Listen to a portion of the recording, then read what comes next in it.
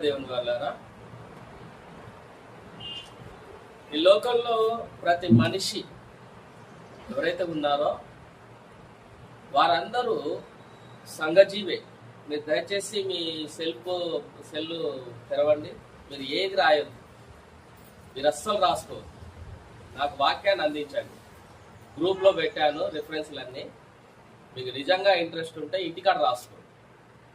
ఇక్కడ రాసుకుంటూ అందియడం నాకు కొంచెం ఇబ్బందికరంగా ఉంటుంది. గ్రూప్లో మెసేజ్లు రిఫరెన్స్లు పెట్టాను, అందించే ప్రయత్నం చేయండి. ప్రతిదీ రాసుకుంటే కాదు, ధ్యానించుకోవాలి. రాసుకొని ఏం చేస్తారు? దాచిపెట్టి సెల్ఫ్లో పెడతారా? ఇన్నిసార్లు రాసుకురు, ఎప్పుడన్నా తీసి చదివిరా? ఏం స్టైలా మరి రాసుకోవడం అనేది? ఫ్యాషనా? నెంబర్ వేసుకోండి కనీసం. రాసుకుంటే ఒరిగేది ఏం లేదు ధ్యానించకపోతే. అందుకే అనేక సార్లు చెప్పా, మీరు ఏ పుస్తకమైనా తీయండి, ఏ గ్రంథమైనా తీయండి, కనీసం 4 మాటలు ధ్యానించండి. నేను చెప్పిన వాక్యాన్ని కాదు, మనసులో పెట్టుకుని వాటిని.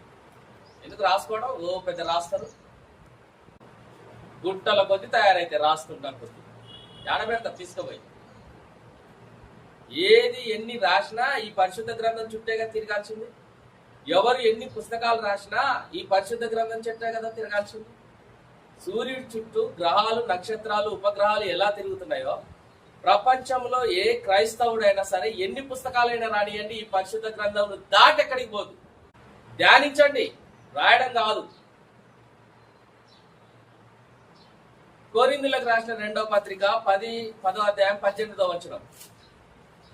సెల్ తీసుకో, ఇందులో ఓపెన్ చేసి రిఫరెన్స్లు ఉన్నాయి, చదివింది డైరెక్ట్ గా. ప్రభు మెచ్చుకుని వాడే యోగ్యుడు, కానీ తన్ను తాను మెచ్చుకుని వాడు యోగ్యుడు కాదు.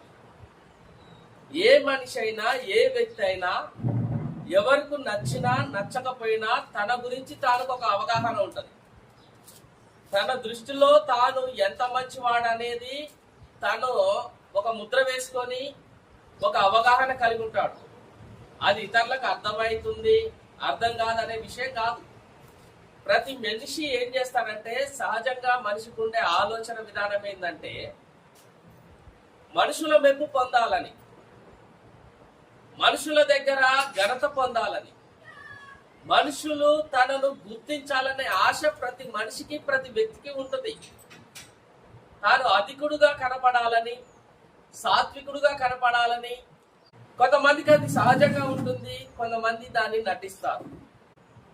ప్రేమ కలిగి సత్యం చెబుతూ క్రీస్తు వలె ఉండుటకు మీరు మనం అన్ని విషయములలో ఎదుగుదుము అన్నారు. ప్రేమ కలిగి ఉండాలి, సత్యం కూడా చెప్పే వారమై ఉండాలి. ఇప్పుడు మనము ప్రేమ కలిగి ఉండాలి, సత్యము చెప్పాలని ఉన్నది.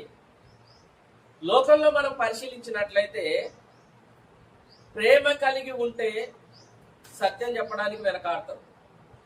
సత్యము కరెక్ట్ గా నిర్మోహమాటంగా చెప్పేవారు ఎలా కనబడతారనంటే ప్రేమ లేని వారిగా కనబడతారు.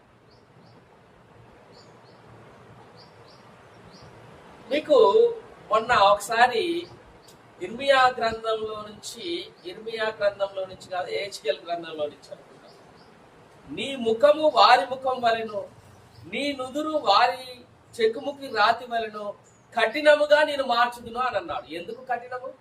వారి హృదయ కాఠిన్యమును బట్టి నీ నుదుటిని, నీ ముఖమును కూడా చెక్కుముకి రాతి వలె నేను కఠినంగా మారుస్తాను అన్నాడు. ఎందుకు అని అంటే, కఠినుల దగ్గరికి వెళ్ళి నువ్వు సాత్వికుడుగా కనపడవు. నువ్వు చెప్పు మాటలు బట్టి వాళ్ళందరూ నిన్ను మెచ్చుకుంటారా అని అనుకుంటున్నారు. కానీ వారికి ఇనసొంపుగా ఉండని మాటలు, వారు జీర్ణించుకోలేనటువంటి మాటలు, నీవు చెబుతున్న మాటలు వారి హృదయాన్ని నొచ్చుకుంటాయి. కాబట్టి ఇప్పుడు నువ్వు సాత్వికుడు గాను, ప్రేమమూర్తివి గాను, దీర్ఘ శాంతమంతుడు గాను నువ్వు వారికి కనపడవు. కాబట్టి నా వాక్యమును ప్రకటించడానికి వెళుతున్న నిన్ను ఎలా మారుస్తానంటే, నీ నుదుడు చెకుముకి రాళ్ళ వల్లే నేను మారుస్తానని ఒకసారి ఒక రోజు మనము చర్చించుకున్నాం. హెచ్కేల్ తోటే మాట్లాడతాం. చూద్దాం ఒకసారి హెచ్కేల్ గ్రంథము. దేవుడు పంపుతున్నటువంటి ప్రవక్త అయిన యెహెజ్కేలు గారి పరిస్థితి ఎలా ఉందో చూడండి. దేవుని మాటలు సత్యమైనవి, పుటము వేసినటువంటి దానికంటే కూడా స్వచ్ఛమైనవి కాబట్టి అలాంటి మాటలు ప్రకటిస్తున్నటువంటి యెహెజ్కేలు పరిస్థితి ఏందో ఒకసారి 3వ అధ్యాయము 8వ వచనము చూసినట్లయితే 7 నుంచి చూద్దాము. అయితే ఇశ్రాయేల్ అందరూ సిగ్గుమాలిన వారును కఠిన హృదయులై నేను చెప్పిన మాటలను ఆలకింప నొల్లకై ఉన్నారు గనుక నీ మాటలు విననొల్లరు. ఇశ్రాయేలీలు ఎవరు? అన్యులా? దేవుని పిల్లల? దేవుని పిల్లలు దేవునికి లోబడే వాళ్ళే కదా. దేవుని పిల్లలు దేవుని గురించిన అవగాహన ఉన్నవారే కదా. దేవుని పిల్లలంటే దేవుని యందు భయభక్తులు కలిగి ఉన్నవారే కదా. మరి ఇప్పుడు ఇశ్రాయేలీలు నా స్వకీయ సాంపాద్యము అని దేవుడు చెప్పుకున్నాడే, నా జ్యేష్ఠ పుత్రులు అని చెప్పేసి అన్నాడే. నా స్వకీయ సాంపాద్యము, నేను ఎన్నుకున్న నా పిల్లలు, నా జ్యేష్ఠ కుమారులు, అవునా, నా సొత్తైన నా ప్రజలుగా చెప్పుకున్నాడు కదా. అలాంటి ఇశ్రాయేలీయుల గురించి అదే దేవుడు ఏమంటున్నాడు? 7వ వచనం, ఇశ్రాయేలీయులందరూ సిగ్గుమాలిన వారు. ఎప్పుడు అంటే తరాలు మారుతున్నప్పుడు, ప్రదేశాలు మారుతున్నప్పుడు, జనాలు మారుతున్నప్పుడు వారికి ఉన్న తలంపులు, వారికి ఉన్న ఆలోచనలు కూడా మారుతాయి. దేవుని యందు ఉంచవలసినటువంటి భయభక్తులు కూడా మారుతాయి. దేవుడి నుంచి వేరై స్వేచ్ఛా జీవితమును పొందుకోవాలన్న ఆశలు, కోరికలు వాళ్ళల్లో కలుగుతాయి. వాళ్ళు దేవునిని విడిచి లోకానుసారంగా జీవించాలన్న అపవాళ్ళలోనికి, సాతాను యొక్క కూబిలోనికి వాళ్ళు జారిపోతారు. కాబట్టి ఇప్పుడు దేవుని ఎరిగిన ప్రజలు, దేవుని నడిపింపులో ఉన్న ప్రజలు దేవుని విడిచి వెళ్ళిన వారంటే వారు సిగ్గుమాలిన వారా కారా? నేనన్న కాదు, దేవుడే అంటున్నాడు. ఇశ్రాయేల్ ప్రజలు ఎలాంటి వారంట? ఇశ్రాయేల్ అందరూ సిగ్గుమాలిన వారు, పైగా ఏమై ఉన్నారు? కఠిన హృదయులు. కఠిన హృదయం అంటే తమ హృదయంలో నిశ్చయించుకొని దానికే ఉండడం, దేవుని జీవం కలిగిన దేవుని వైపు తిరగకుండా, ఆయన వాక్యమును గౌరవించకుండా వారి ఇష్టానుసారంగా బ్రతకడం, ఇదే కఠినమైన హృదయం కలిగిన వారు. కాబట్టి కఠిన హృదయులై నేను చెప్పిన మాటలు ఆలకింపనొల్లకై ఉన్నారు. ఎవరు చెప్పిన మాటలు? ఏ చారి గారు ఎవడ లోపల రికార్డ్ అయితేనే. ఇప్పుడు నేను చెప్పిన మాటలు అని అంటున్నాడు, కానీ జనాల మధ్యకు పోయి చెప్తుంది యెహోవా దేవుడా, ప్రవక్త యెహెజ్కేలా? జనాల మధ్యకు వెళ్ళి చెబుతున్నది ప్రవక్త యెహెజ్కేలా, యెహోవానా? డైరెక్ట్ గా. కాబట్టి దేవుడు ఏమంటున్నాడు? నేను చెబుతున్న మాటలు అంటున్నాడు, కానీ వారికి దేవుడు కనపడడు. ప్రవక్త అయినా దేవుని సేవకుడైనా యెహెజ్కేలు కనపడతాడు.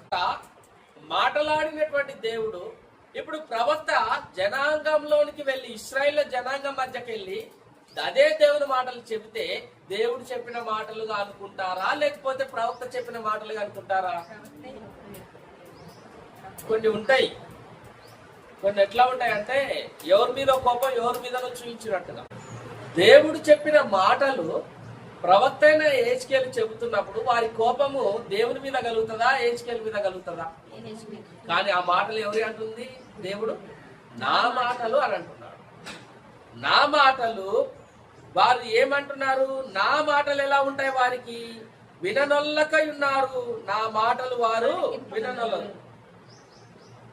ఇదిగో వారి ముఖము వలనే నీ ముఖమును కఠినమైనదిగా నేను చేసేదను.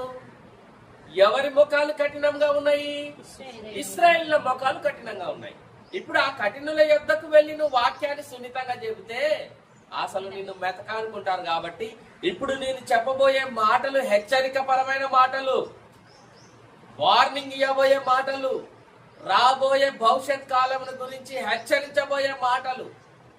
కాబట్టి ఆ కఠినుల మధ్యకు వెళ్ళినప్పుడు ఇదిగో నీ ముఖం వల్లే, వారి ముఖం వల్లే నీ ముఖమును కఠినమైనదిగా నేను చేస్తాను అని అన్నాడు. అంటే ఇప్పుడు ప్రవక్త అయిన యెహెజ్కేలు సున్నితంగా, సాధువుగా, మంచిగా అతని ముఖం కనబడుతుందా? చూడంగానే కోపం వచ్చే విధంగా ఉంటుందా?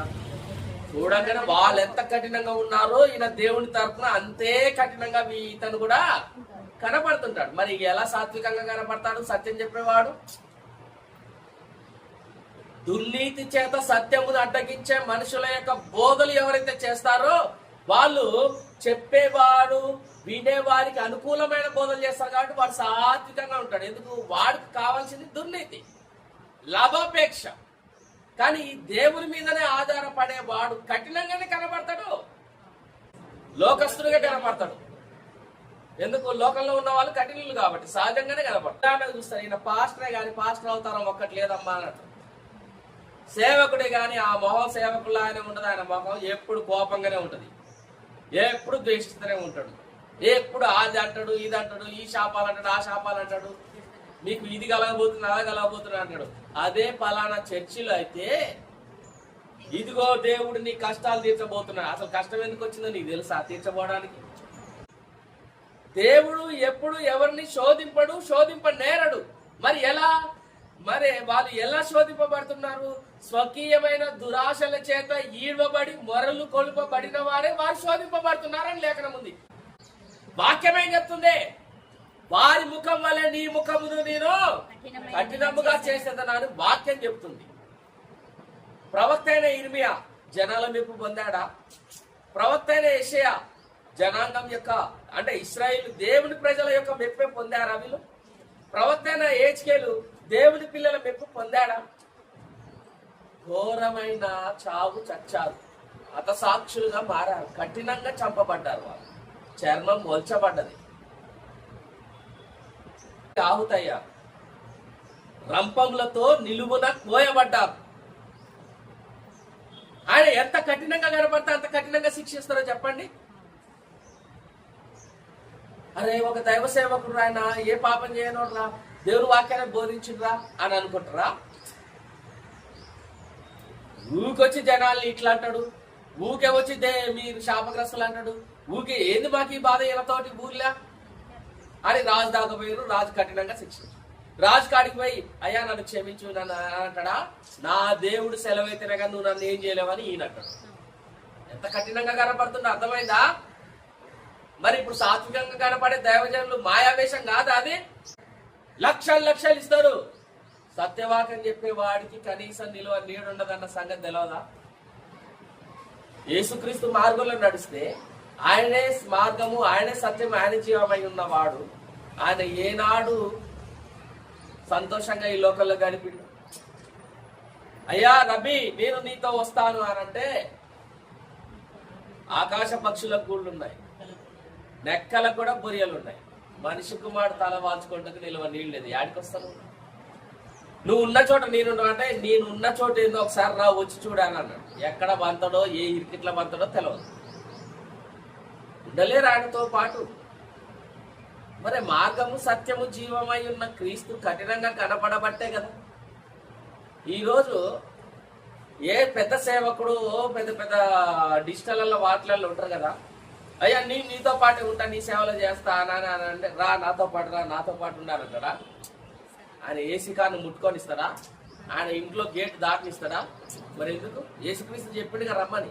మరి వీళ్ళు ఎందుకు పోవట్లే? వీళ్ళు ఎందుకు రమ్మన్నట్లే?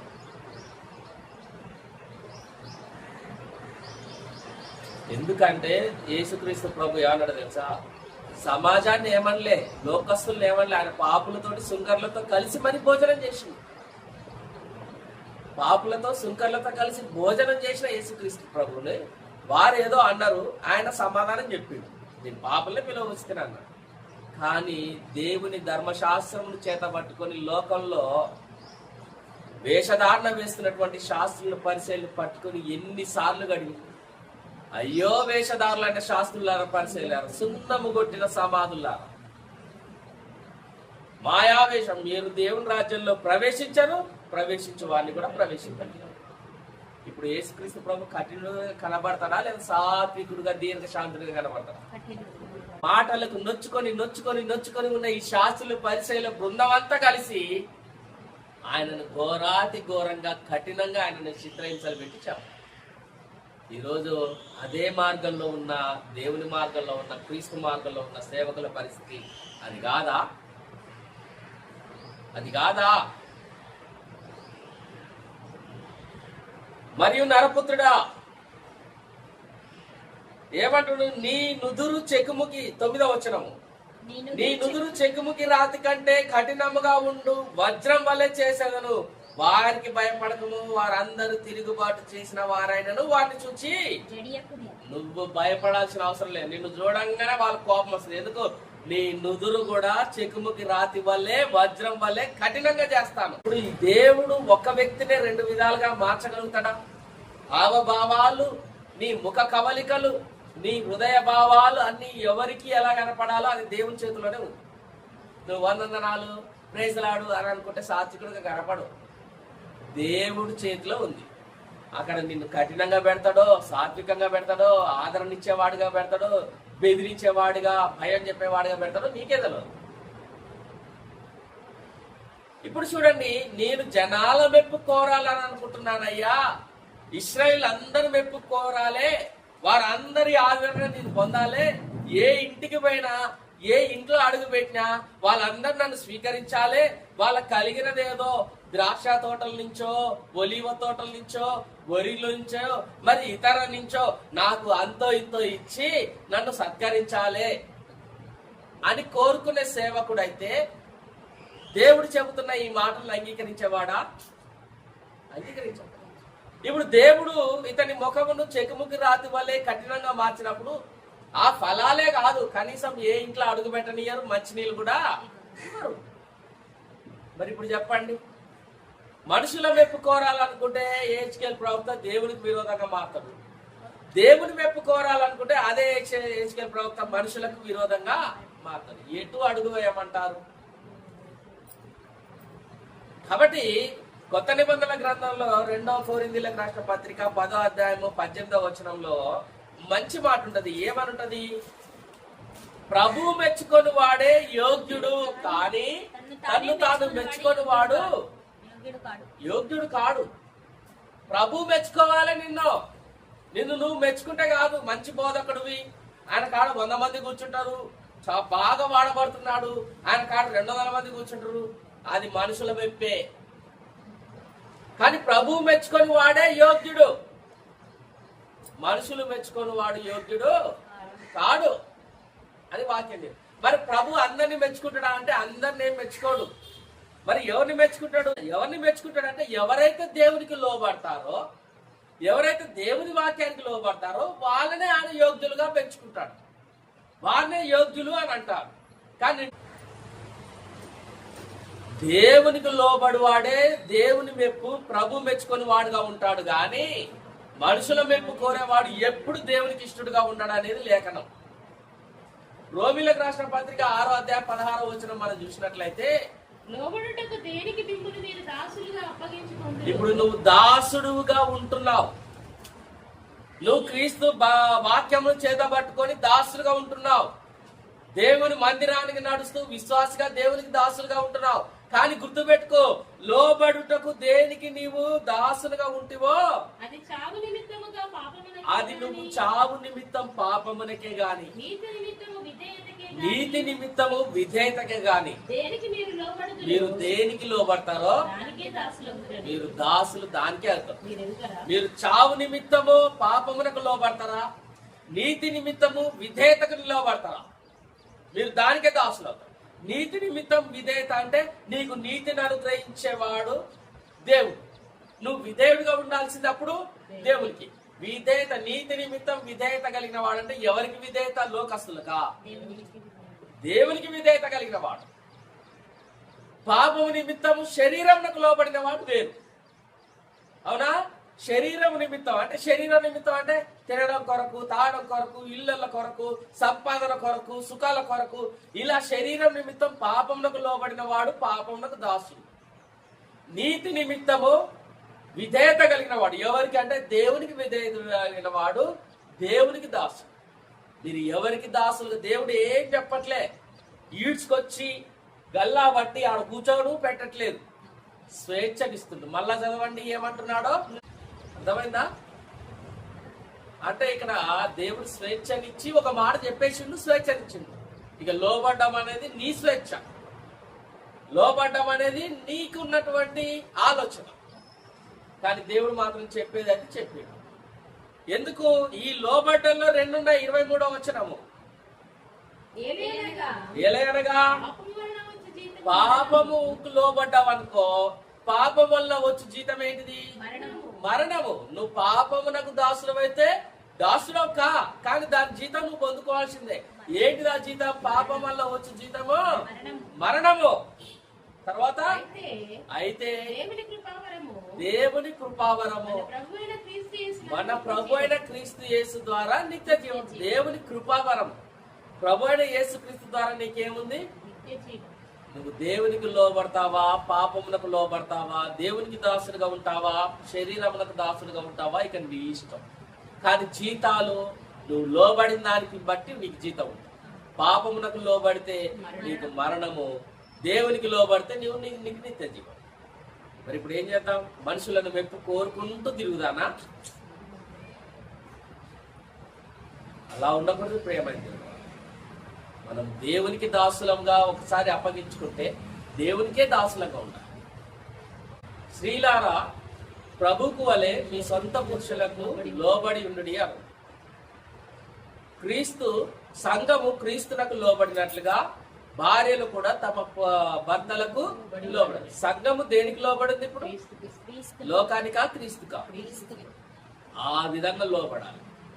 భార్యకు లోబడాల్సినటువంటి, భర్తకు లోబడాల్సినటువంటి స్త్రీ లోబడకుండా ఇతరుల మనుషుల వ్యక్తుల మెప్పు పొందాలని అనుకుంటే అది భర్తకు విరోధమైన చర్య కాదా?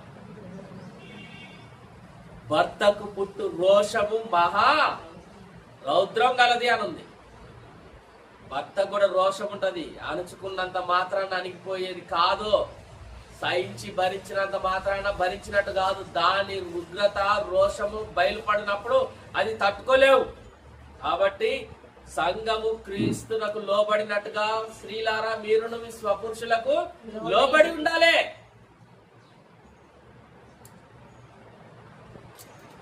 ఇప్పుడు సంఘానికి లోబడ్డ నువ్వు లోకాశలను బట్టి నువ్వు జారిపోయి నీకు అనుకూలమైన బోధలు ఎక్కడ దొరుకుతాయా నువ్వు అన్వేషిస్తున్నావు అనుకో, ఆ పడడానికి లోకంలో పూర్తిగా కలవచ్చుగా. కానీ నీ దృష్టిలో ఏంది? నేను క్రైస్తవుడనే, నేను క్రైస్తవురాలనే, ఈడ కాకపోతే ఆడ, ఆడ కాకపోతే ఆడ. ఆడను ఒక్కడ ఆదివారం అయితే వాక్యానికి నేను వెళ్తా.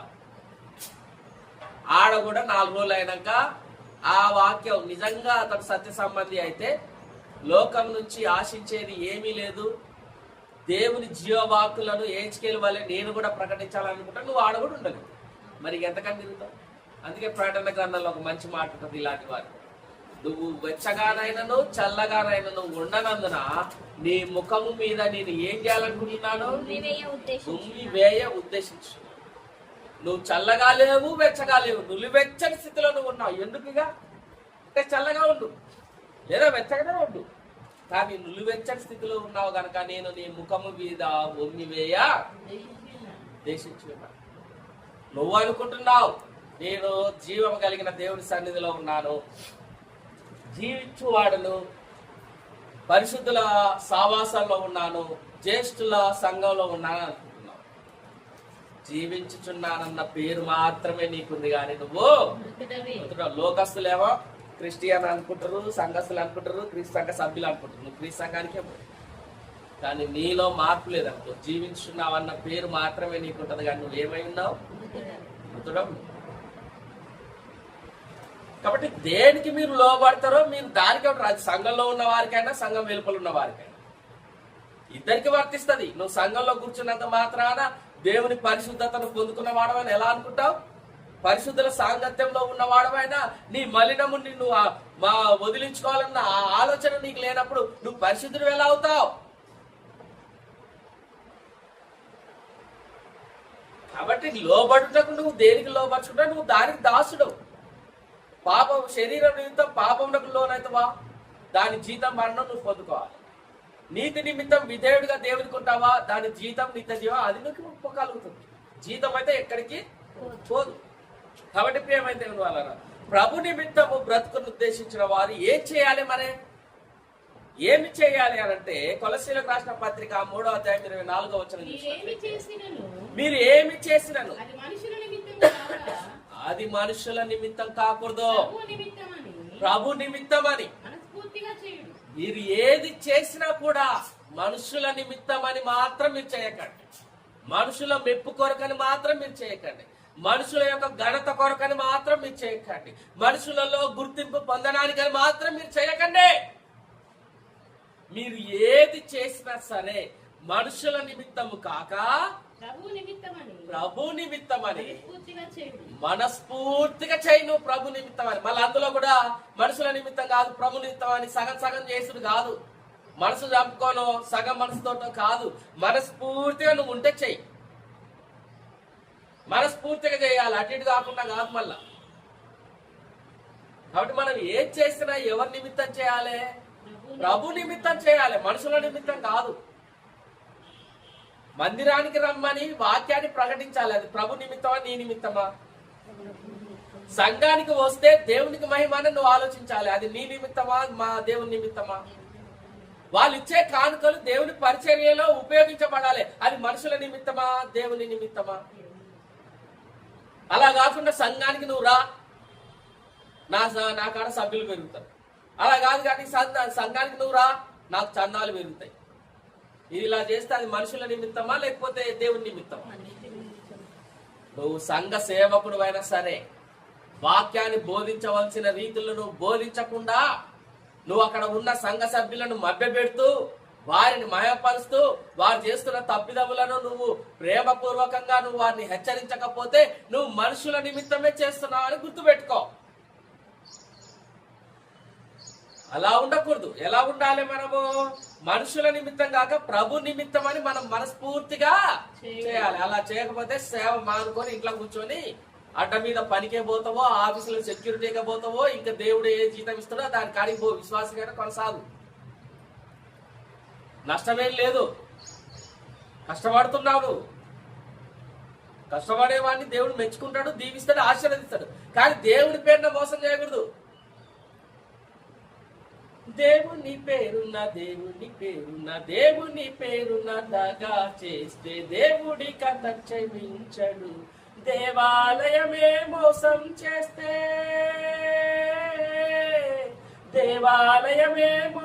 చేస్తే దేవుడి కథ క్షమించడు. ఆత్మనేత్రము తెరుచుకో, పరిశుద్ధాత్మ స్వరము వినిపించుకో. అందరికీ ఒక్కడే దేవుడని, అందరిలో ఉన్నాడు ఆ దేవుడని. అందరికీ ఒక్కడే దేవుడని, అందరిలో ఉన్నాడు ఆ దేవుడని. అది అందరికి ఒకటే దేవుడు, అందరిలో ఉన్నది ఆయనే. ఆయన మహిమ నిమిత్తం నువ్వు ఏదైనా చేయాలి. అలాంటిది దేవుని సేవకుడి దగా చేస్తే దేవుడు క్షమిస్తాడు అనుకున్నావా? దేవాలయంలోనికి వచ్చిన వాడు దేవాలయానికి వచ్చినాను అనుకుంటే దేవాలయంలో మోసం చేస్తే దేవుడు క్షమిస్తాడా? ఆ తీర్పు, ఆ చర్య, ఆ శిక్ష భరించలేనటువంటిది. శిక్షను భరించలేనటువంటిది. ఆ శిక్షకు మనం పాత్రలుగా భయం ఉన్నవాడు ఖచ్చితంగా నాకు భయం ఉంది, వణుకుంది, అదురుంది దేవుడు అంటే కళ్ళలో కూడా నీ మర్చిపోదు, కలవరింతల్లో కూడా దేవుని తలుచుకుంటా, అంత భయం నాకు. స్వేచ్ఛగా లేను, నేను ఉండలేను. దేవుని వాక్యం నిమిత్తం అసలు నేను స్వేచ్ఛగా ఉండను. ఖండించే విషయంలో 100 మందినైనా వాక్యానుసారంగా హెచ్చరిస్తా. ఎంత అనుభవం ఉన్నవానైనా నేను లెక్క చేయ. వాక్యానుసారంగా ఉంటే నేను అతనికి సంపూర్ణమైన గౌరవాన్ని ఇస్తా. వాక్యమును బట్టి. వాక్యం విరోధంగా ఉంటే ఎంతటి వాడనైనా ఒక దైవ సేవకుడిగా మాత్రం అతన్ని ఆక్షేపించేది లేదు. కాబట్టి ప్రియమైన దేవుని వాళ్ళారా, ఎలా ఉండాలి మరి మనము దేవుని నిమిత్తం అంటే క్రీస్తు ప్రభు నిమిత్తం. మనం మనుషులని వైపు కోరువాడంగా కాదు, కానీ ఎలా ఉండాలి? ప్రభు నిమిత్తం అని మనస్ఫూర్తిగా ఏదైనా చెయ్యాలి, ఆయన కొరకే చేయాలి. కాబట్టి క్రీస్తు ప్రభు నిమిత్తం మనం చేయమని దేవుడు కోరుతున్నాడు, లేఖనం మనకు సెలవిస్తుంది కదా. మరి క్రీస్తు ప్రభు నిమిత్తం మనం చేస్తున్నాము, బానే ఉంది.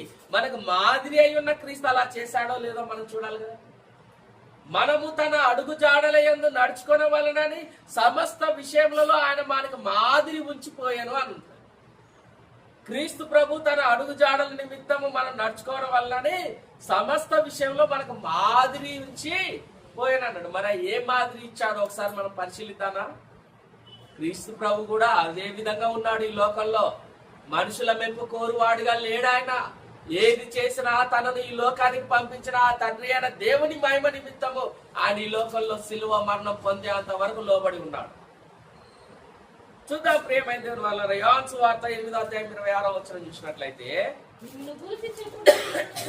మిమ్మును గూర్చి చెప్పుటకు తీర్పు తీర్చుటకు యేసుక్రీస్తు ప్రభు అక్కడ ఉన్న వారితో ఏమంటున్నాడంటే, మిమ్మల్ని గురించి చెప్పాలన్నా, మీ గురించి నేను తీర్పు తీర్చాలన్నా నాకు అసలు చాలా సంగతులు ఉన్నాయి. కానీ నన్ను పంపిన వాడు సత్యవంతుడు. నేను ఆయన యొద్ద వినిన సంగతులు మాత్రమే మీకు బోధించుతున్నాను. మిమ్మల్ని గురించి చెప్పాలన్నా, మీ గురించి తీర్పు తీర్చాలన్నా నాకు ఆడ బొచ్చడి సంగతులు ఉన్నాయి. కానీ నాకు అవన్నీ అవసరం. నేను వచ్చింది మీ గురించి తీర్పు తీర్చడానికి కాదు, మిమ్మల్ని గురించి చెప్పడానికి కాదు. మీ తల వెంట్రుకలు కూడా ఎన్నున్నాయో నేను చెప్పగలను. నీ దినముల సంఖ్య ఎన్నున్నాయో కూడా నేను చెప్పగలను. మీ గురించి తీర్పు తీర్చడానికి నాకు హక్కు ఉంది. మీ గురించి చెప్పడానికి నా కాడ చాలా సంగతులు ఉన్నాయి. కానీ వీటన్నిటిని నేను పక్కన పెట్టి ఏం చేస్తున్నాను? చదవాలి. నన్ను పంపిన తండ్రి చిత్తమును నేను కేవలం ఆయన యొద్ద విన్న సంగతులు ఏదైతే ఉన్నాయో వాటిని మాత్రమే బోధించడానికి నేను వచ్చా. మీ గురించి తీర్పు తీర్చడానికి బొచ్చడు ఉన్నాయి, కానీ నేను వాటిని ఏం చేశా? పక్కకు పెట్టేశా అంటున్నాను. నా తండ్రి యొద్ద నేను ఏదైతే విన్న సంగతులు ఉన్నాయో వాటి మీదనే నీ ఫోకస్. ఈ రోజు విశ్వాసమైన మనకు అది ఉందా ఫోకస్? దేవుని పనుల మీదనే నేను ఉండాలి, దేవుని కార్యక్రమాల మీదనే నేను ఉండాలి. మనుషుల మెప్పు గాని, మనుషుల ఘనత గాని, వారి విమర్శలు గాని, వారి యొక్క ద్వేష భావం యొక్క మాటలు గాని, కత్తులు లాంటి సూదులు లాంటి మాటలు గాని నేను లక్ష్య పెట్టను. వారు మెచ్చుకున్నా నేను లక్ష్య పెట్టను, వారు నన్ను అసహించుకున్నా నేను లక్ష్య పెట్టను. నా గురి నా దేవుని పనుల మీదనే అని విశ్వాసులమైన మనము, దేవుని రాజ్య సంబంధులమైన మనకి ఆ ఆలోచన ఉందా? యేసుక్రీస్తు ప్రభు అంటున్నాడు, మిమ్మల్ని గురించి మాట్లాడడానికి నాకు అనేక సంగతులు ఉన్నాయి, మీకు తీర్పు తీర్చడానికి నా కాడ చాలా సంగతులు ఉన్నాయి. కానీ నేను వాటి విషయంలో నేను లేను. కానీ నా తండ్రి యొద్ద నుంచి నేను ఏం విన్నానో వాటినే నేను మీకు బోధించడానికి ఇక్కడికి వచ్చాను. మన సంఘంలోనికి వచ్చిన నువ్వు ఆ పని మీద ఉన్నావా? సువార్త ప్రకటించే పనిలో గాని, సువార్తను ప్రకటింపజేసే పనిలో కానీ నువ్వు ఉన్నావా? యేసుక్రీస్తు ప్రభు ఎందుకు వచ్చాడు ఈ లోకానికి? రాజ్యమును ప్రకటించడానికి, రాజ్య సువార్తను ప్రకటించడానికి, దేవుని చిత్తాన్ని తెలియజేస్తానికి వచ్చాడు. ఇక మిగతా వాటి మీద ఆయన ఫోకస్ చేయలే.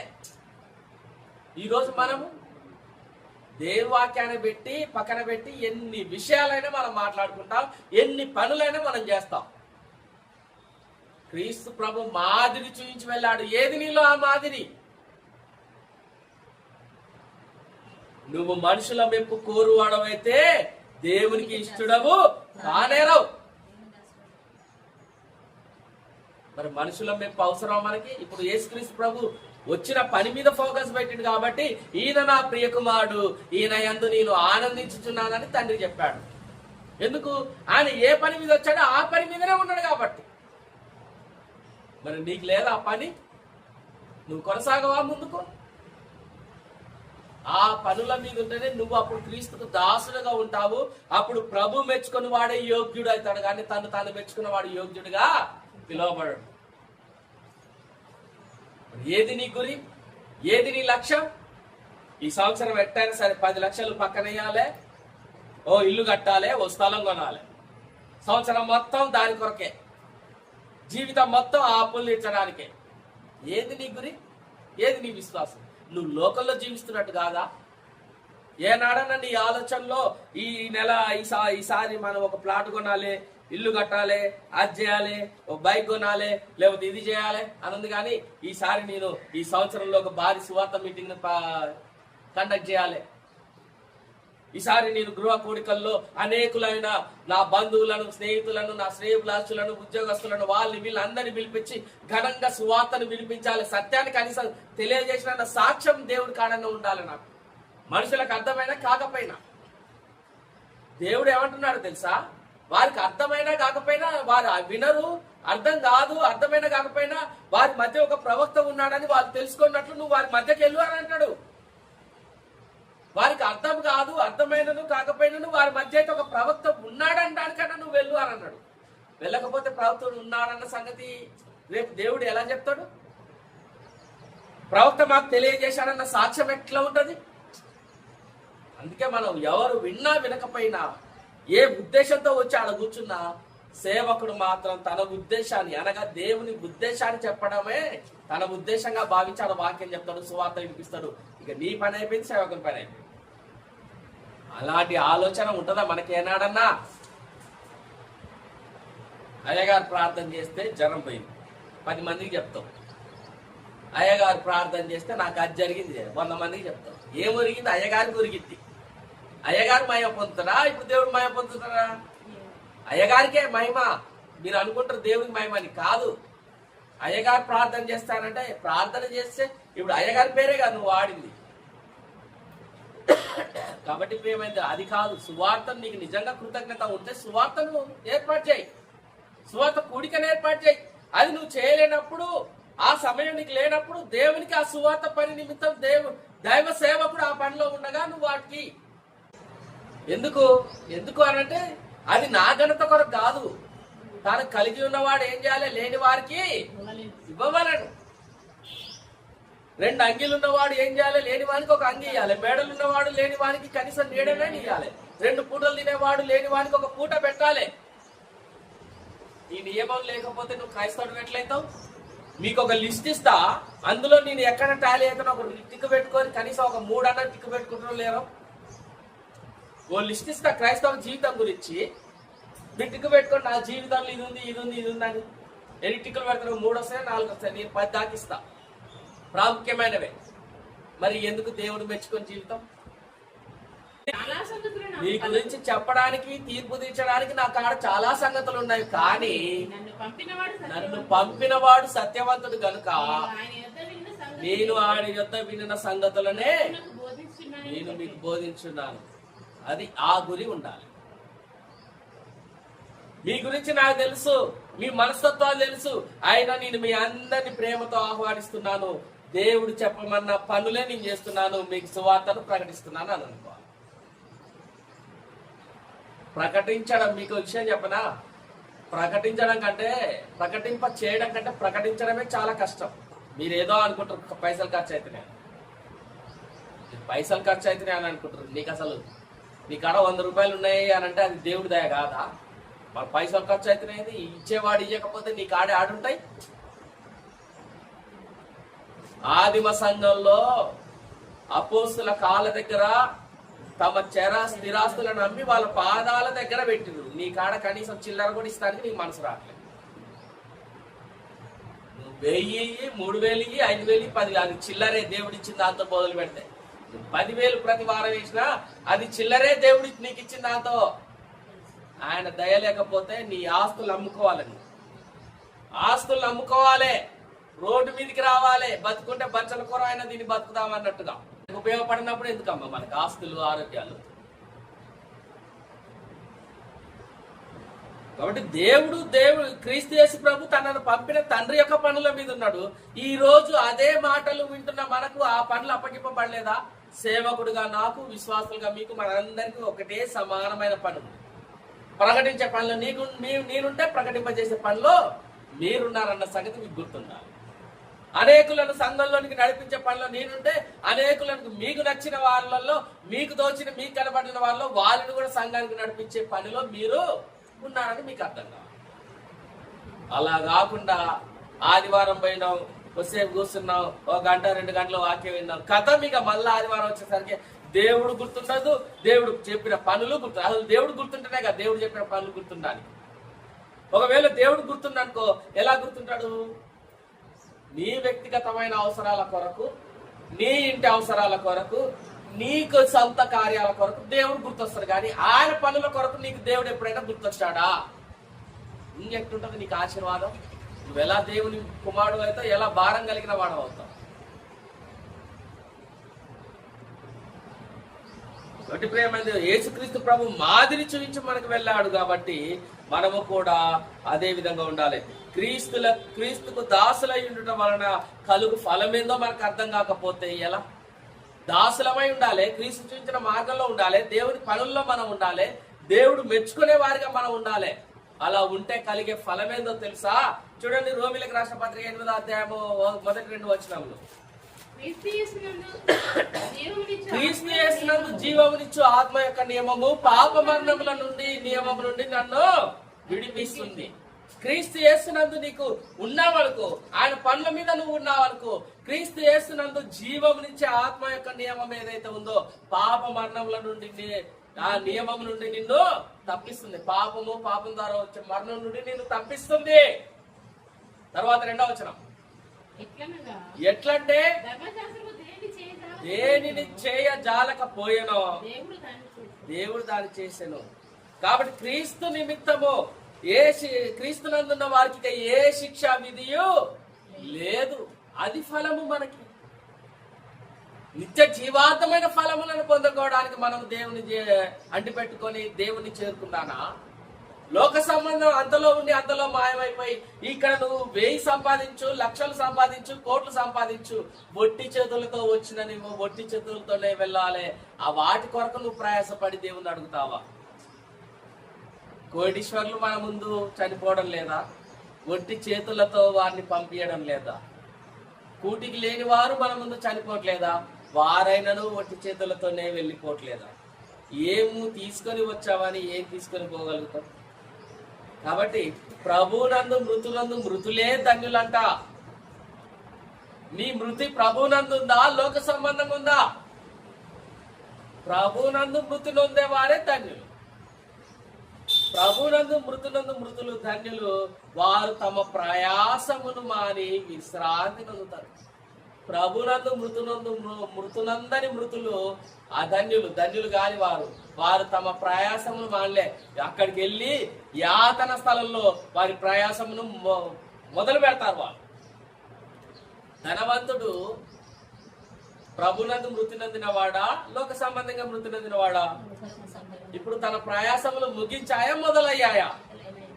అది. లాజరు ప్రభునందు మృతి నొందిన మృతుడా, లోక సంబంధిగా మృతి నొందిన మృతుడా? ప్రభును. తన ప్రయాసములు మాని విశ్రాంతి నొందుతున్నవాడా, ప్రయాసములు మొదలైన వాడా? మనకు అలాంటి మరణం కావు. ప్రభునందు మృతులే ధన్యులు, వారు తమ ప్రయాసములు మాని విశ్రాంతి పొందుతారు. కాబట్టి ప్రియమైన దేవుని వాళ్ళారా, మనము ఏం చేయాలి? క్రీస్తు యేసునందు జీవమునిచ్చు ఆత్మ యొక్క నియమం ఏం చేస్తుంది? పాప మరణముల నుండి మనల్ని విడిపిస్తుంది. కాబట్టి క్రీస్తు యేసునందున్న వారికి ఏ శిక్షా విధి లేదు అని చెప్తుంది. అది మనం పొందుకునే ఫలితం, అది మనం పొందుకోబోయే ఫలము. కాబట్టి రోమిలకు రాసిన పత్రిక 6వ అధ్యాయం 18వ వచనం కూడా చూసినట్లయితే, మనం ఏమైతున్నాము? క్రీస్తుకు దాసులమైతే పాపము నుంచి విమోచింపబడి నీతికి దాసులమై ఉన్నాం మనము. అందును బట్టి దేవునికి స్తోత్రం చెల్లించాలి. పాపం నుంచి విమోచింపబడిన మనము నీతికి దాసులమయ్యాము. దానిని బట్టి దేవునికి స్తుతులు చెల్లించాలి. కానీ నీ లోకంలో ఉన్నప్పుడు ఆ రోగం ఉంది, ఈ రోగం ఉంది, ఆ కష్టం ఉంది, ఈ కష్టం ఉంది, సంఘానికి వచ్చినాక ఆ కష్టం పోయింది, ఈ కష్టం పోయింది, అందుని బట్టి దేవునికి స్తోత్రం, హల్లెలూయా, ఆమేన్ అంటారు. లోకం ఇది చెప్పి ఒక స్త్రీ ఆమె లోకంలో ఉన్నంత వరకు ఆమె ఇంట్లో కష్టాలు, కన్నీళ్లు, ఎప్పుడైతే దేవుడు చేరుకుందో ఆ కన్నీళ్ళన్నీ పోయాయి. స్తోత్రం, హల్లెలూయా, ఆమేన్ అని అంటారు. తప్పు. వాక్యం ఏం చెప్తుంది? 18వ వచనము, పాపము నుంచి విమోచింపబడి మీరు నీతికి దాసులైతే కనుక అందును బట్టి దేవునికి స్తోత్రం అంటారు. నీతికి దాసులైనందుకు దేవునికి కృతజ్ఞతాస్తుతులు చెల్లించండి. అంతేగాని లోకంలో ఉన్న వాటిని, లోక సంబంధమైన ఫలితాలను పొందుకొని దేవునికి స్తోత్రం అనకండి. మీరు వాటిని బట్టి కూడా కృతజ్ఞతాస్తుతులు చెల్లించాలే. కాదనను, కానీ మొదటిగా మనం కృతజ్ఞతాస్తుతులు దేని పరంగా చెల్లించాలో తెలుసా? పాపమునకు దాసులమైన మనము నీతికి దేవునికి దాసులమైనందుకు దేవునికి కృతజ్ఞతాస్తుతులు చెల్లించాలి. లోక సంబంధమైన వాటిని బట్టి కాదు. మరొక మాట, గలతీల పత్రిక 4:7 ఇప్పుడు యేసుక్రీస్తు ప్రభులకు దాసుడవైతే, దేవునికి దాసునివైతే, ఇప్పుడు నీ స్థానము దాసుడవని నువ్వు అనుకుంటున్నావు కదా. కానీ పత్రిక అపోస్తలుడైన పౌలు పరిశుద్ధాత్మ ప్రేరణతో ఏం చెప్తున్నాడో తెలుసా? చదవాలి. కాబట్టి నీవిక దాసుడవు కావు, కుమారుడవంట. నువ్వు ఇక దాసుడవు కాదు. దాసునిగా నువ్వు ఈ లోకంలో జీవించావు, కానీ నువ్వు దాసునిగానే నువ్వు ఉంటే ఆయన నిన్ను కుమారుడుగా అనుకుంటాడు. దాసునిగా నువ్వు లేకపోతే ఆయన కుమారుడుగా ఎలా అనుకుంటాడు? నీకు నువ్వు దాసుడుగా, దాసురాలుగా నువ్వు ప్రభుకు అనుకుంటే, నేను ప్రభు దాసుడను, నేను ప్రభు దాసురాలను, నేను దేవుని దాసుడనని ఒకవేళ నువ్వు అనుకుంటే ఇక నువ్వు దాసుడవు కాదు, నువ్వు కుమారుడవే. నువ్వు ఒకవేళ నిజంగా ఆయన కుమారుడు అన్నట్లయితే, నువ్వు కుమారుడవైతే నువ్వు దేవుని ద్వారా వారసుడవు. వారసుడు అంటే ఎవరన్నట్టు? ఇప్పుడు నేను అతన్ని కుమారుడు అంటావు, ఇతని కుమారుడు అంట, అతని కుమారుడు అంట. కుమారులందరూ రా కొడక, రా బిడ్డ అని అంటారు. తెలిసిన వాళ్ళైనా తెలవనా, అందరు కుమారులు కుమార్తెలు అయితే అందరు వారసులు కారు కదా. కానీ ఇక్కడ మనకు కలిగిన ధన్యత ఏంటో తెలుసా? నువ్వు కుమారుడు అయితే నువ్వు వారసుడవు. ఆయన పరలోక రాజ్యంలో ఆయన సింహాసనం పక్కన, క్రీస్తు ప్రభు సింహాసనం పక్కన కూర్చుండే ధన్యత నీకు వస్తుంది. ఆయన నీ కొరకు కట్టినటువంటి మహిమకరమైన ఆ యొక్క పరలోకపు యెరూషలేములో నువ్వు అందులో స్వాస్థ్యం పొందుకోనే వారసత్వం నీకు కలుగుతుంది. అంటే ఆస్తి హక్కు నీకు కలుగుతుంది, తండ్రి యొక్క ఆస్తి హక్కు. ఏంటిది ఆ తండ్రి యొక్క ఆస్తి హక్కు? పరలోకం. నువ్వు వారసుడు అవుతావు ఆ పరలోకానికి. ఈ ఇంటికి వారసుడు ఎవరు? ఇప్పుడు ఆ ఇల్లు కొత్త కడుతున్నా, ఆ ఇంటికి వారసుడు ఎవరు? నా కొడుకు కాదా? పరలోకంలో నా తండ్రి ఒక ఇల్లు కట్టాడు, ఆ ఇంటికి వారసుడు ఎవరు? నేను అని నేను చెప్పుకోగలుగుతా. వారసుని, వారసురాలని మీరు చెప్పుకోగలుగుతారా? నిజంగా మీరు దాసులైతే ఆయన కుమారులు అవుతారు. మీరు నిజంగా కుమారులు అయితే ఆయనకు మీరు వారసులు అవుతారు. ఎంత ధన్యత పోతుంది. ఎక్కడ నువ్వు దాసుడు అని నువ్వు ప్రారంభిస్తే ఆయనకు, ఆయన స్వాస్థ్యములకు నువ్వు వారసుడు అవుతావు అని ఆయన అంటున్నాడు. ఈ ధన్యతని ఎప్పుడైనా ఆలోచించామా మనం? ఆలోచన ఆ విధంగా ఎప్పుడైనా చేశామా? లోక సంబంధమైన బోధించడమే, ఈ లోకపరంగా చెప్పడమే, ఒక వాక్యాన్ని రాసేసి దాన్నే ముందు ఎనక ముందు అని చెప్పి దాన్ని చదివి మళ్ళా అది చదివి దాని గురించి 2 మాటలే చెప్తారు. మొత్తం లోక సంబంధంగా చెప్పేస్తారు. మొత్తం లోక సంబంధంగా నేను చూసి విని మాట్లాడుతుంది. ఇదంతా ఆత్మ ఫలములు ఫలించలేరు ప్రేమైన దేవుని వాళ్ళని అలాంటి వాక్యం వింటే. అలాంటి వాక్యమే కనుక విన్నట్లయితే అక్కడ ఉన్నటువంటి విశ్వాసులు దేవుని వాక్యంలో ఫలించాలని ఆస్త వెళ్తున్న వారు ఆత్మ ఫలములు ఫలించలేరు. వాళ్ళు మనుషుల మెప్పు కోరువారే. ఎందుకు? మనం మొదటి చదివారు 2 కొరింథీయులకు రాసిన పత్రిక 2 కొరింథీయులకు రాసిన పత్రిక 10:18 ప్రభు మెచ్చుకొని వాడే యోగ్యుడు కానీ మనుషులు మెచ్చుకొని వాడు యోగ్యుడు కాదు. అలాంటి మందిరాలకు వెళ్ళి అలాంటి వారి మధ్య సంఘ సహవాసం కలిగి ఉంటే నువ్వు మనుషుల మెచ్చుకునే యోగ్యత నీకు వస్తుంది. కానీ ప్రభు మెచ్చుకున్న వాడే యోగ్యుడు, మనుషుల మెప్పు కోరువాడు యోగ్యుడు కాదు.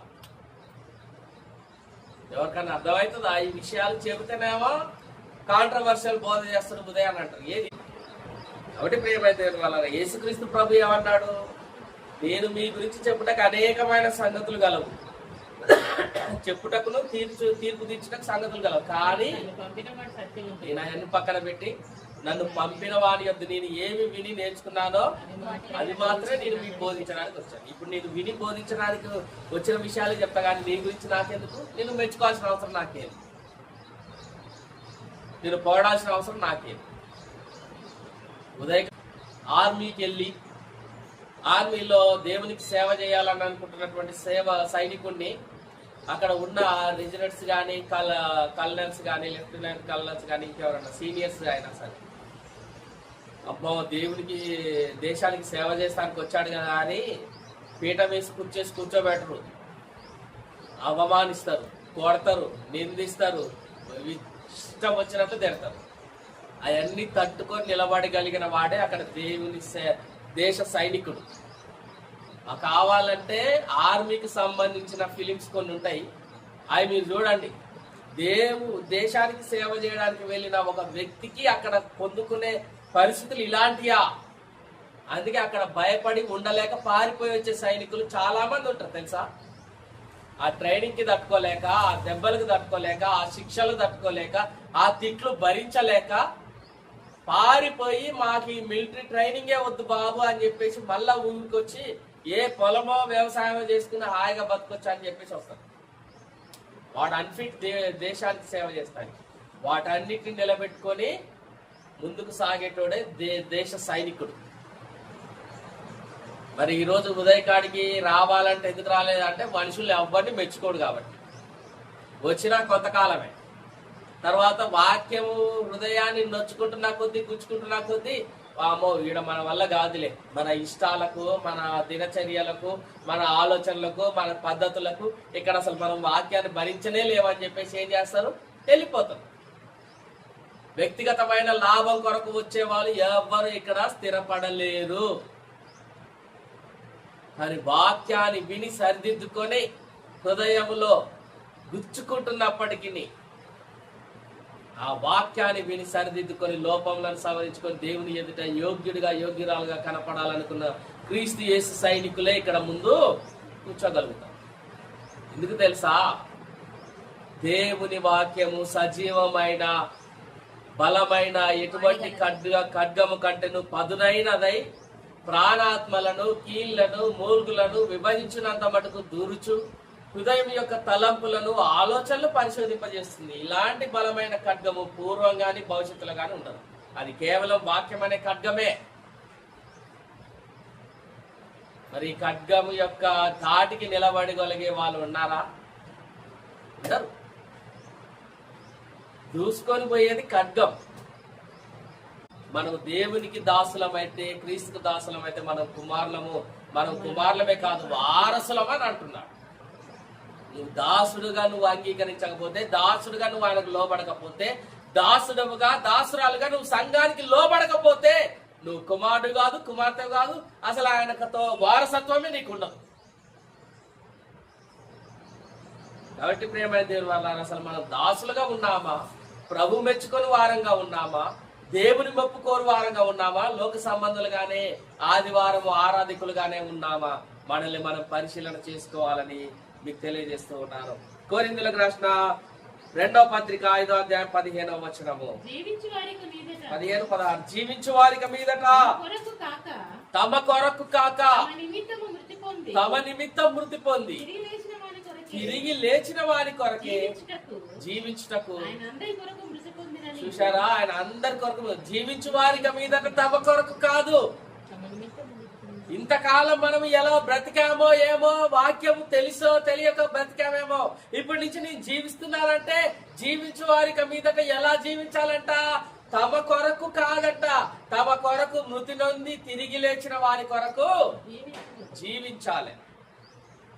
తర్వాత ఆయన అందరి కొరకు మృతి పొందిన గనక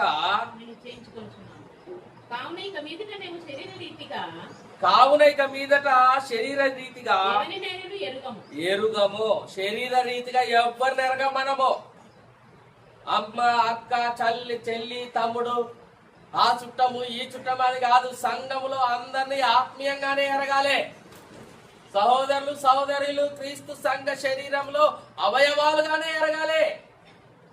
ఎందుకు?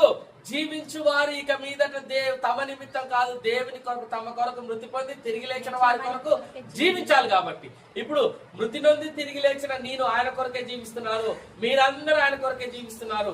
ఇక మనం అందరం ఆత్మీయులమై క్రీస్తు యేసు రక్తం నందు ఒకటై ఉన్న వారమై ఉన్నాం. కానీ ఇక శరీర రీతిగా మీరేందో నేనేందో పక్కన పడేసినాయి. అమ్మ, అక్క, బావ, చెల్లి, వదిన, మరదలు ఇవన్నీ కాదు. మనం అందరం ఒక శరీరంలోని అవయవాలము, ఒక రక్తంలోని మనం అందరిలో ప్రవహిస్తున్న ఒకటే రక్తం అంటే మనం అందరం ఒకటి నిమిత్తమే జీవిస్తున్నామంటే మనం అందరం ఆత్మీయులమే. కాబట్టి జీవించు వారికి మీదట తమ కొరకు కాదు గాని తమ కొరకు మృతి నొంది తిరిగి లేచిన వారి కొరకు జీవించుటకు ఆయన అందరి కొరకు ఏమై ఉన్నాడు? మృతి పొందెను. 16వ వచనం. కావున ఇక మీదట మేము శరీర రీతిగా ఎవరినైనా ఎరగము. మేము క్రీస్తును శరీర రీతిగా ఎరిగి ఉండినను ఇక మీదట ఆయనను అలాగే ఎరగము. ఇక మీదట మేము ఎవరిని శరీర రీతిగా ఎరగము, ఆఖరికి క్రీస్తును కూడా. అర్థమైందా లేఖన భాగం అక్కడ? మేము ఎవరిని శరీర రీతిగా ఎరగము, ఆఖరికి నా కొరకు ప్రాణం పెట్టిన క్రీస్తు యేసు ప్రభువును కూడా ఇక మేము శరీర రీతిగా ఎరగము. మరియమ్మ కుమారుడు, యేసేపు కుమారుడు, ఆయనకి ఇంతమంది అన్నదమ్ముళ్ళు, ఆయన గలిలియా ప్రాంతంలో తిరిగిన వాడు, అక్కడ పుట్టి పెరిగిన వాడు, ఆయన ఇట్లా అట్లా, అసలు మాకు అది వద్దే వద్దు. శరీర రీతిగా మేము ఇప్పుడు క్రీస్తును కూడా మేము ఎరగము. ఎందుకు? క్రీస్తు వచ్చాడు, దేవుని పని చేసి వెళ్ళాడు. ఇప్పుడు మేము ఆ క్రీస్తు అప్పగించిన పనిలో మేము ముందుకు సాగుతాం. కాబట్టి ఏమంటున్నాడు? ఇక మీదట ఆయనను క్రీస్తు మేము క్రీస్తును శరీర రీతిగా ఎరిగి ఉండినను ఇక మీదట ఆయనను అలాగూ ఎరుగము. ఎందుకు? ఎవరు రాస్తున్న మాట ఇది? పౌలు గారు రాస్తున్న మాట. పౌలు యేసుక్రీస్తు ప్రభు సమకాలికులు తెలుసా? ఒక్క కాలంలోనే ఉన్నవారు, కానీ వారు ఒకరికొకరు ఎదురుపడ్డారా ఎదురుపడలేదా లేఖనం మనకు తెలియజేయట్లే. అపోస్తల కార్యాల్లో సౌలు గురించి స్టెఫెన్ ప్రస్తావన మొదలైనప్పటి నుంచే మొదలవుతుంది సౌలు గురించి. కానీ యేసుక్రీస్తు ప్రభు చనిపోయిన తర్వాత అపోస్తలందరూ ఉన్నారు అని అంటే పౌలు కూడా మంచి యుక్త వయసులో దేవుని సేవలో అంటే ధర్మశాస్త్ర విషయంలో మంచిగా నడుచుకునే స్థితిలో ఉన్నాడంటే సమకాలికులో కాదా? అంటే పౌలు యేసుక్రీస్తు ప్రభు గురించి శరీర రీతిగా లోకస్తుడిగా తన సమాజంలోని వాడిగా తన ఊరి వాడిగా తన దేశవాసుడిగా ఎన్నో విషయాలు ఆయనకి తెలుసు. కానీ ఎన్ని తెలిసినా ఇక క్రీస్తుని శరీర రీతిగా మేము ఎరగము. క్రీస్తుని శరీర రీతిగా మేము ఎరగము. మేము ఈ క్రీస్తుని ఎవరిని కూడా మేము శరీర రీతిగా ఎరగం. ఎందుకు తెలుసా? పైన మాట మళ్ళా చూద్దాం. 15వ వచనం. జీవించు వారికి మీదట తమ కొరకు కాక తమ కొరకు మృతి నొంది తిరిగి లేచిన వారి కొరకే జీవించటం. కాబట్టి ఇప్పుడు యేసుక్రీస్తు ప్రభు మృతి నొంది తిరిగి లేచిన వాడిగానే మేము తెలుసు, దేవుడి కుమారుడుగానే తెలుసు, వాక్యముగానే తెలుసు, ఆ వాక్యం శరీరధారిగా వచ్చిందన్నట్టుగానే తెలుసు. ఆ విధంగానే ఆత్మీయ కోణంలో ఆలోచిస్తాం. ఇక నుంచి మేము కూడా ఎవరిని శరీర రీతిగా ఎరగము. నేను క్రీస్తును ఎలా చూస్తున్నానో మిమ్మల్ని కూడా అలానే చూడాలనుకుంటున్నాను. అలా ఉంటేనే దేవుని సేవకుడివి, సేవకురాలు. అది విశ్వాసైనా బోధకుడైనా అందరికి ఒకటే నీతి. విశ్వాసులకు ఒకటి లేదు, బోధకులకు ఒకటి లేదు. కాబట్టి ప్రేమ చివరి వచనం చూద్దాము. జీవించు వారిక మీదట తమ కొరకు మృతి పొంది తిరిగి లేచిన వారి కొరకే జీవించాలి అన్నది. దాని ఫలితం ఏందో తెలుసా? ఈ విధంగా క్రీస్తు యేసు ద్వారా యోగ్యునిగా పిలువబడ్డం మొదలుకొని యేసు క్రీస్తు నిమిత్తము జీవించు వారికి మీదట దేవుని కొరకే దాసులుగా దాసురాలుగా పిలువబడడం దేవుని సేవ నిమిత్తమే అని అనుకుంటే చివర్లో వారికి కలగబోయేది వీటన్నిటిని బట్టి ఒక బహుమానం ఉంది, వీటన్నిటిని బట్టి ఒక జీతం ఉంది. అదేందో చూద్దాం. ప్రకటన గ్రంథం 22వ అధ్యాయము 12వ వచనం చూసినట్లయితే, ఇదిగో త్వరగా వచ్చుచున్నాను, వాని క్రియ చొప్పున ప్రతి వానికి ఇచ్చుటకు నేను సిద్ధపరిచిన జీతము నా దగ్గరనే ఉంది. మీ జీతం ఎక్కడికి పోలేదు, మీ జీతం ఎక్కడ లేదు. ఇదిగో నేను త్వరగా వస్తున్నాను అంటున్నాడు యేసుక్రీస్తు ప్రభు. నేను మీకు అప్పగించిన పని ఉంది కదా. మీరు నా సంఘంలో రాజ్యంలో చేర్చబడిన నాటి నుండి, నా రక్తం చేత కడగబడిన నాటి నుండి, జీవ గ్రంథంలో మీ పేర్లు రాయబడిన మొదలు మీరు చేయవలసిన పనులు మీరు చేస్తుంటే మీకు రావాల్సిన జీతం ఎక్కడ లేదు. అది నా దగ్గర భద్రంగా ఉంది, భద్రంగా ఉంది. అది ఏంటిది చూద్దాము. ఇదిగో నేను త్వరగా వచ్చున్నాను, వాని క్రియ చొప్పున ప్రతి వానికి ఇచ్చుటకు నేను సిద్ధపరిచిన జీతము నా యొద్ద ఉన్నది. ఆయన జీతాన్ని సిద్ధపరిచాడు. ఏ జీతము? నిత్య జీవమను జీతమా, నిత్య నాశనమను జీతమా? వాని క్రియలను బట్టి ఉంటాయి జీతాలు. ఎవరికి తగిన జీతాలు ఉంటాయి, వాళ్ళకు ఉంటాయి. ఇందాక మనం స్టార్టింగ్ లో చూసాం, పాపం వల్ల వచ్చే జీతము మరణం, నీతియు విధేయత వల్ల వచ్చే జీతము నిత్య జీవం.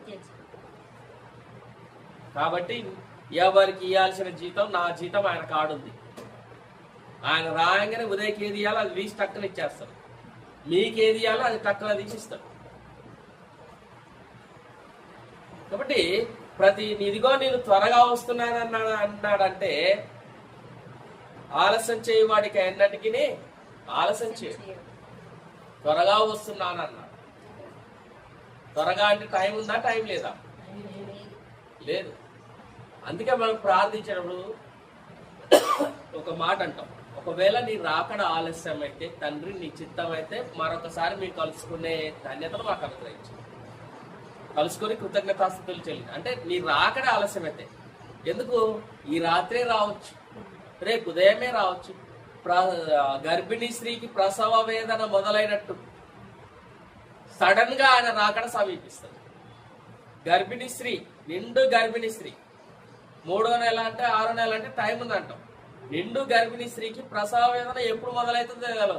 అందరితో మాట్లాడుతుంటది, నవ్వుతుంటది, అమ్మ కడుపులో వస్తుంది, స్టార్ట్ అయింది అని అంటాం. సడన్ గా తెలుస్తుందా?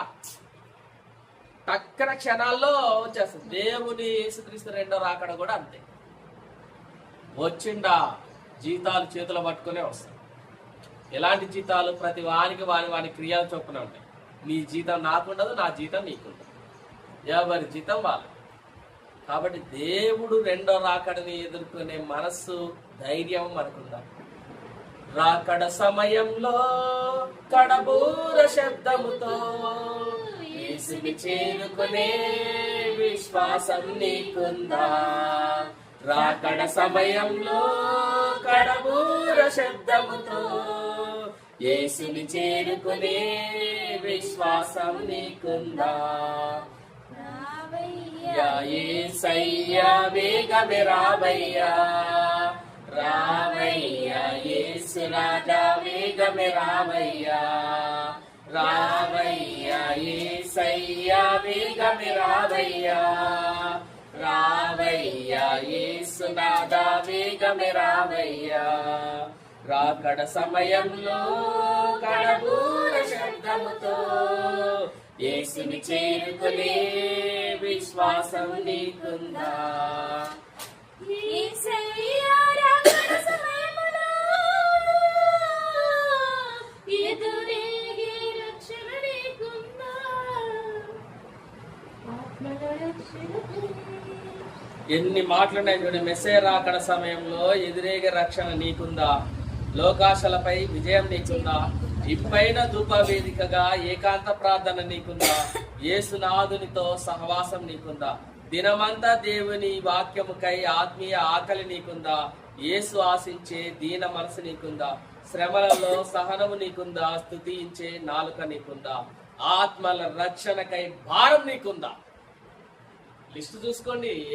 రేపు యేసుక్రీస్తు రెండో రాకడ రాబోతుంది. మంచిగా రాసిండు గ్రంథకర్త ఎవరో. ఈ లిస్టులో అన్ని నాకున్నాయా లేవా? లేకపోతే ఎలా ఉంటుందో తెలుసా? ప్రతి చల్లపూట దేవుడు అవ్వ ఆదాములతోటి మాట్లాడేది ఏదేతో పాపం చేసిర్రు, దిగంబర్లం అని అర్థమైపోయింది. ఇంతకాలం దేవుని సన్నిధిలోకి వచ్చి ఆయనతో మాట్లాడే వాళ్ళు ఆయన స్వరం వినగానే ఎక్కడికి వెళ్ళిర్రు? దాచుకుర్రు, పొదల్లో దాచుకుర్రు. ఎక్కడున్నావు ఆదాము అని అంటే, అయ్యా నీ స్వరం వింటున్నాను, నీ ముందరికి రాలేదు అని. నేను దిగంబరి అని ఉన్నాను. నువ్వు దిగంబరం అన్న సంగతి నీకెవరు చెప్పిర్రు? అంటే యేసు దేవుడు వారి తోట మధ్యలో వారి మధ్యకు వచ్చినప్పుడు ఎదుర్కొనే ధైర్యం వాళ్ళకుందా? తప్పు చేశారు గనక దాక్కున్నా. యేసుక్రీస్తు రెండో రాకడ వచ్చేటప్పుడు ఎదుర్కొనే ధైర్యం నీకుందా? లేదు. ఆ లేఖనానుసారంగా నా జీవితం లేదని అనుకుంటే నువ్వు కూడా దాచుకో. ఏదేదో తోటలో దాచుకున్నంత మాత్రాన ఆదాము ఇక దాచుకునే ఉన్నాడా? తీసుకొచ్చిండు, బట్టలు తొడిగిండు, ఏం చేసిండు తర్వాత? గెంటేసిండు. ఏదైనా తోటలో ఉండకుండా గెంటేసిండు. నువ్వు రేపు యేసుక్రీస్తు రెండవ రాకడలో నువ్వు దాచుకుంటావేమో. తీసుకొస్తాడు, ముందర నిలబడతాడు, నీ గురించి అంతా చెప్తాడు, తీసుకుపోయి నీ అగ్నిగుండంలో పడేస్తాడు. నిత్య జీవ ఫలాలు భుజించమనియకుండా చేస్తాడు. ఆయన నిర్మించినటువంటి ఆ పరలోక వేరుశలలో అడుగు కూడా పెట్టనీయాడు. అపవాదికి వారి అనుచరులకు సిద్ధపరిచిన నిత్యాగ్నిగుండంలో వేస్తాడు. అటు మనల్ని మనం పరిశీలించుకోవాలి. ప్రేమ దేవుని వాక్యం పట్ల ఆసక్తి లేదు. దేవుడి మాటలు దీవించుకో.